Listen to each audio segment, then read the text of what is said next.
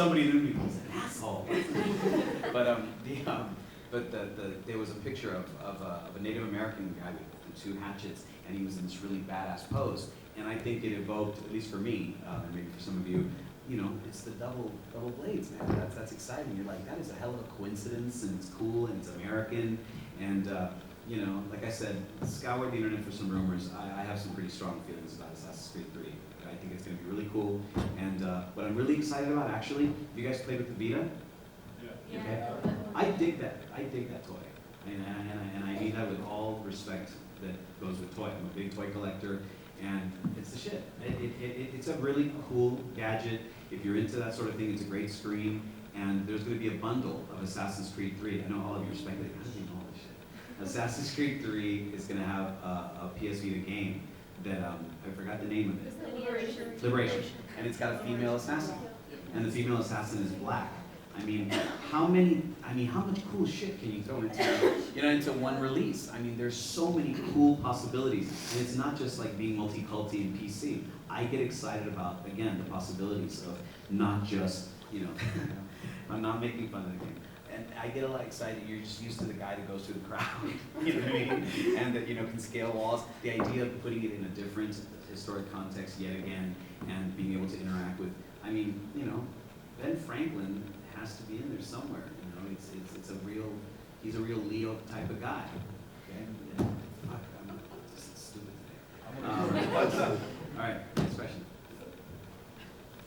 Please, get me off that. Get me off Assassin's Creed 3, please.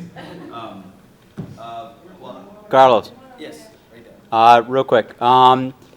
Would you feel that there's room right now with a lot of big names in voice acting and a lot of people getting called into that have worked in other big titles? Is there a lot of room right now for new voice actors to break into the industry, and do you recommend it? The number one question that I get at every appearance, I got it here last night in the bathroom while I was taking a leak. And let me tell you, I tell you all, the men do not do that. The women don't yell at Rachel Robinson when she's in the next stall. It is the worst time to ask a question. I swear to God. This guy, I've seen him every year, bless his heart, he's a very enthusiastic young gentleman. I was taking a leak, and he does this. Hey! How did you get into voiceover? Right here! And I'm mid-piss. Like, can we talk about this in a second, dude? He's like, oh, I'm sorry, dude. Now we're just standing there, basically holding hands while we pee. And sure enough, he cornered me and wanted to know, how can I do what you do?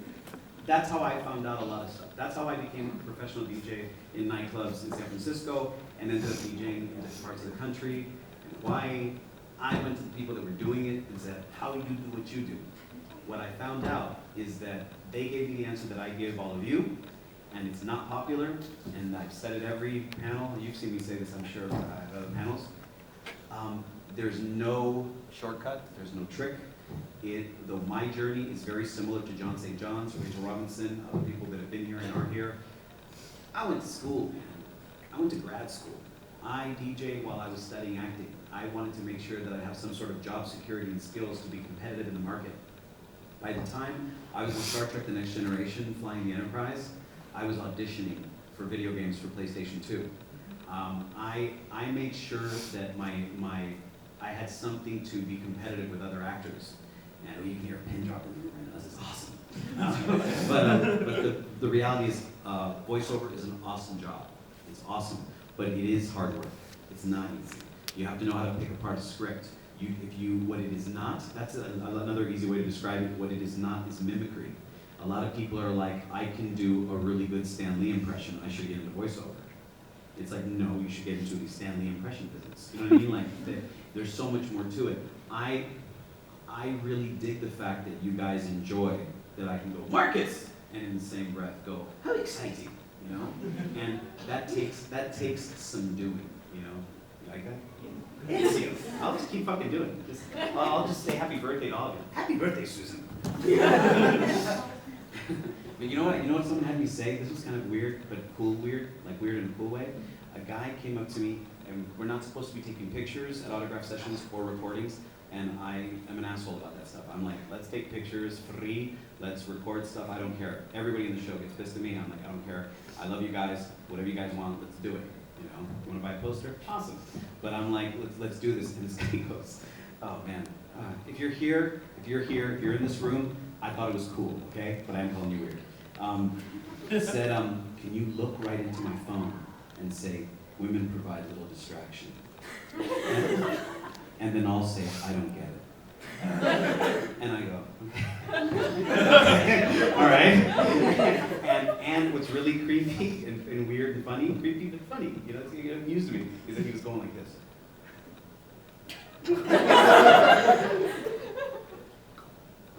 And I'm like, women provide little distraction. And then he goes, I don't get it. Thank you. I don't know what you're gonna do with that, but right on. So it's a cool job, but in a hopefully entertaining way, what I was trying to say is, it's always gonna be that boring, tedious. If you want to do this, study. Be a great actor. Show up with chops. Blow everybody out of the room, not with impressions, but with skill. I see I can name, I'll tell you, I worked on Beverly Hills, Chihuahua. Oh yeah, oh yeah, oh yeah. No, so anyways, and I worked with a bunch of movie stars. And I was in the booth with Andy Garcia, Placido Domingo, Drew Barrymore, George Lopez, all these famous movie stars that had never done voiceover.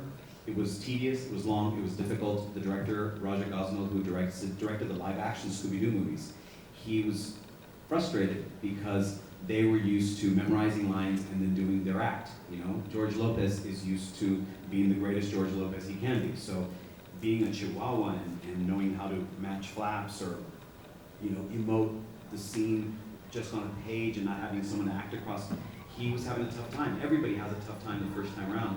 Don't be that guy. Show up and be like, shit, I can do that, I know how to do that. You know, what dialect? I mean, Rachel Robinson and I both studied dialects. I taught dialects at Cornell University. So when I show up and they're like, he's Italian, I'm like, let's do this thing. Yeah, range and all that stuff keeps you employed. So that's how hard it is, and it should be that hard, you know. If it was easy, everybody would be doing it, you know. Mysterion.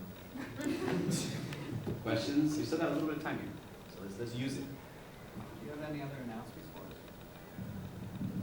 I announced a comic called Maya about 2 years ago. It was going to be co-written, it was created by me and written by me, story by me, but the dialogue and pages were going to be by Josh Ortega, who wrote Gears of War II. We announced the artwork. We put up artwork by a great artist that worked for, he's out of Spain, but he did like covers for Dark Horse. And at the time, Gears of War, the comic, was the #1 selling comic in the world, and Josh was the writer on that. Karen Travis has since taken over. There were a lot of changes in Josh's life, my life too, but more importantly, the comic book industry. The comic book industry, if you guys are comics fans, which you better be, it's not the same as it was 2 years ago. 2 years ago, we were still going on Wednesdays to get new releases. Now people are really kind of getting accustomed to their iPad, and they're being very selective of which books. The business is really taking a turn, in some ways for the worse. I mean, you know Kick-Ass Atomic Comics, right? That company was featured because it was the #1 mom and pop still run franchised comic book store in the country. They went out of business. So when there's Hit Girl the movie or Kick-Ass 2, there ain't gonna be no Atomic Comics unless they just do it for shits and giggles or as a time period thing. But the business has suffered. So yeah, my last announcement on the new and cool shit front is that Maya, it's finished. All it needs to be done, all that needs to happen is for it to be illustrated and so forth. It is going to be a game now. Oh, wow. And I'm a lot more excited about doing a game. And ConnectiCon, let's look it out there, fuck it, who cares? I'm a big fan of fighting games. That's all I'll say. So, yeah, man, and other than that, I've you ever see cameras following me around, you'll probably end up on television. So that's another thing, but I can't talk about that at all. And I can't, but I talk about it. See? And especially at the rave tomorrow night, people will see cameras. Questions? Let's ask me about my love life or something. Sex life. Michael Fassbender. Michael Fassbender. How much do you want to kiss Michael? All right, right there. Yeah. You ever done music for a game, or anything you've done voices for in the past? Trying to remember. No, but you know what was a cool musical thing? And again, I just like to throw random weird shit for those of you that came to my panel. Do you guys remember a show called Santo Bagito? No, it's a weird thing. It's a weird thing. It was the people that did Rugrats and weird animation, but cool, you know. And this show was in the insect world, and it had all these really famous people and me. I always think of it that way. It's like Beverly Hills Chihuahua, famous people and me, you know. And they did an episode where my dad's character, it was his birthday, and the guy who did the music was Mark Mothersbaugh for the show, from Devo. And he scores, if you do a search on Mark Mothersbaugh, those of you that know Mark Mothersbaugh, they're old enough to know Mark Mothersbaugh, he's the man. He's like a Danny Elfman. He scores big time shit. He's a hero to a lot of musicians. And he and I sang Happy Birthday in this episode of San Francisco, but it wasn't Happy Birthday, it was You're a Happy Birthday Bug. And it was the weirdest thing, but I can always say that, yeah, I sang with Devo. So that's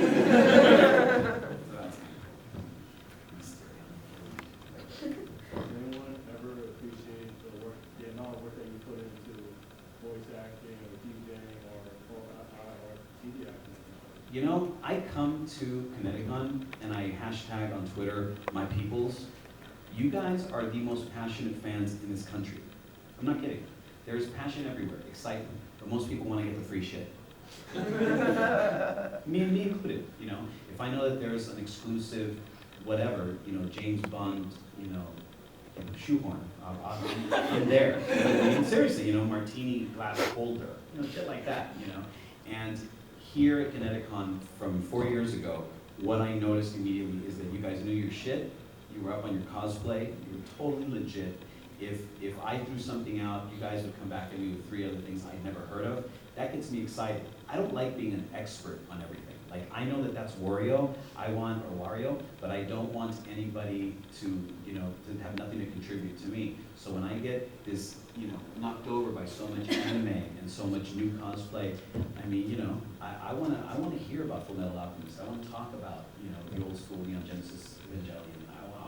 I want to hear about that stuff because I'm a fan of the new and the old and all that cool shit. And ConnectiCon is all about that. And I've always had a lot of love here. I say it all the time. I close my sets with love you guys because it's totally legit. I'm going to start. But no, it really is. I get the love here, and that's why I give it back and tell you guys shit. I'm not kidding. Telling you guys about Beware the Batman, I'm going to take endless shit for that. I'm non-disclosure all the way. I'm not supposed to talk about that. And I told you guys because I know what it feels like to know shit. It's cool. You know, if you heard about it, you know I'm in it, and you can speculate on what I did on it and all that kind of shit. And you know, if you go on boards and stuff, it stokes people's fires. And I like being involved as much as you guys do. It's kind of cool to start stoking the fire, but you know something they don't or might know, and that's part of fandom, you know. But I will say, in playing Dom, because Dom was a career changer for me. What never gets old happened today. But it was about Dom's death. Spoiler alert. About Dom's death is that it happened today, my autograph session with John St. John, but it happened after the Maria scene in Gears 2, is I would have these big, hulking, scary, sketchy, gangbanger, scary guys come up to me, and they looked at me like I owed them money. Like they would come at me like, and I was like, shit, and like security kind of. I mean, I'm not a pussy. Like I'm not like no security, but I really was like, I don't know if I looked at his girlfriend wrong or something. You know what I mean? Which, as you all know, it's probably the case. So I'm just like, what's going to happen? And this guy, I've told this story before, but those who haven't heard it, but it's okay. He comes up to me, this one guy in particular, big tattooed, like with a tear and shit. Seriously. And he comes up to me at con and he goes, hey. And I'm like, hey man, how's it going? Being definitely playing the part of the pussy, so he won't, he won't do something asshole to me, right? So I'm like, hey man, what's up? And I didn't go, what's up?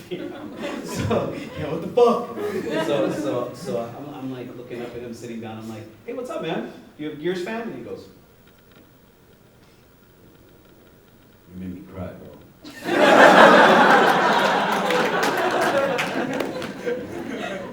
And that is respect and love, and I dug it, and it was that answer your question. That's appreciation. That spoke volumes. And what was funny is that I then reevaluated the whole process of him waiting, coming closer to me. He looked like he was gonna cry then. I think he thinks I really did kill my wife. That's how he was acting. Like, I'm sorry, man. Sorry about Maria, bro. We got time for one more question, right there, 17. Okay, this is a two-part thing. First off, you ruined the Ashes to Ashes trailer for me last time I came here with the "Was Up" locust. I don't know if you remember that story. No, I don't, but that opening was You were crazy. telling He's us like, about- you ruined something for me. Like, you waited till the end of the panel to cuss me out. You're like, oh yeah, love and shit, fuck yeah!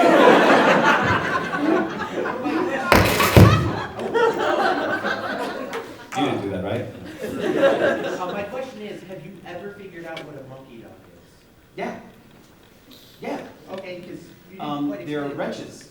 Wretches. What happened is that we have, maybe I'll get in trouble for this, who gives a shit. When we were working on 2, that's when they introduced the wretches, right? Yeah. Yeah, right? Okay. And in the oh man, they're giving me shit now. In the city, we're gonna be here all fucking night. That's awesome. Get some booze, lock the fucking doors. So minors, who gives a shit? Just beer. So we get the script, and when we the first read through, like eventually we see stuff, or we see concept art, but the first time we're reading it through and working on the voiceover, we only get descriptions like, you see a big fucking monster. What does it look like? A big fucking monster. Well, the wretches, they're like, okay, so it's when we're doing our deaths and our getting fucked up by the monsters and shit, the locusts, and so it's like, what is this from? Did you guys see Ed Wood? Yeah. In Ed Wood, there's a scene where Ed Wood's giving direction to the actors, and he goes, you're sad, you're not that sad, right? And because the person would go like this, it's like, you're not that sad. Well, we're doing voiceover, and it's the same thing. They go, this monster is biting you in the leg. And we're like, it's not biting you that hard. No, it's biting you harder than that. It's like that, right? And so the description said, on paper, we're like, what is a wretch? We don't get it. And in the booth, me and John DiMaggio, we see them. And I'm there, me and John are working together. They do that all the time with me and him. Very unusual. 2 actors work together on a game. And we see them whispering, like, it's like a monkey dog.